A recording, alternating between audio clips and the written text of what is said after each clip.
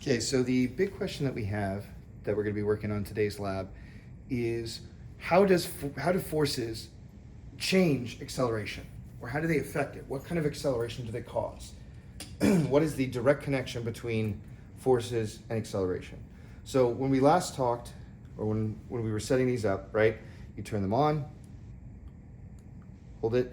Each one of the stations should have one of these, and once you see it blinking, it means it's on, right? I'm gonna put that down for now. We're gonna talk in a second about how you're gonna place it, right? To connect it, if you remember, you go to sensor data. Once you have SparkView up, you check that your number matches, right? So 354203, 354203, right? So connect.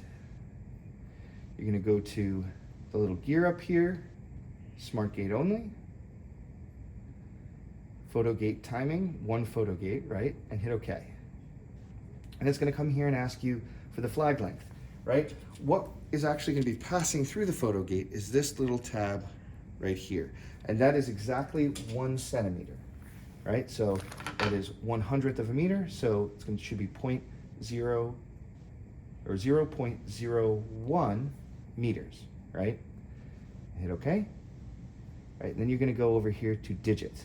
And what this is going to do is it's going to give you a readout of what that photo gate sees in the way of time going through. We want to change it from time to velocity.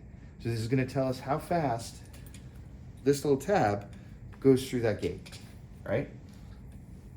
So now we got to set it up, right? In the lab, it says that you have your track. You're going to put some rubber bands on the end, which I'll show you in a second. And then you have your photo gate. It says you want to put the photo gate at least 15 centimeters from where the rubber bands are. So first let's put on a rubber band so you can see how that's going to work, right? So when you put on a rubber band, you want to be able to set it up so that the car can push against the rubber band. So you're going to twist it so you have an X here. It should look something like that. See how I have an X right there? Okay. And then you want to set the gate itself. Each one of these here is 5 centimeters. So you got 1, 2, 3. It's about halfway between here, so it should be about halfway between these two here, right where kind of like that that nut is, right? So now the location is set. Now we have to set the height perfectly, right? So you want to make sure, if you see on the top, every time something goes through, that lights up, right? So right now, it's too low because the whole car is setting it off, right? So you want to raise it up a little bit, just a little bit, so that only this goes through the gate. Right now it's too high. So let's come down.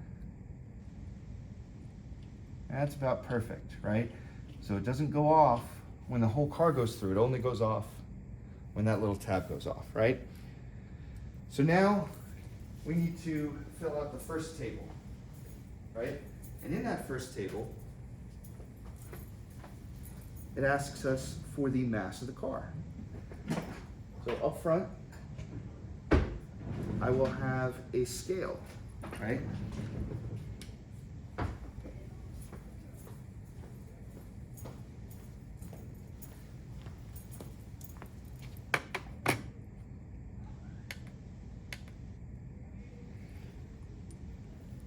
So on this scale, you're going to measure your car with no weight, right? You're going to measure it with 1 weight, 2 weights, and 3 weights. And it's going to read right here. That's what you're going to put in your table, the first one there. And you might have to do this first table second, only because I don't have enough of these steel ball bearings for everyone to have 3 right away. You might have to wait to do that, right? But then it also asks how much force that rubber band is applying, right? So how we find that is you take a spring scale. Everybody should have one, right? You're gonna make sure that you're looking at where it says N for newtons. And you're gonna come over here to your rubber band, you're gonna pull it back as far as you're gonna pull it back Please, for... no interruption. We have a few students that are going with Mrs. Hill to Raritan Valley for the HBCU College Fair. Please report to the events lobby. Students going to the HBCU College Fair with Mrs. Hill, please report to the events lobby.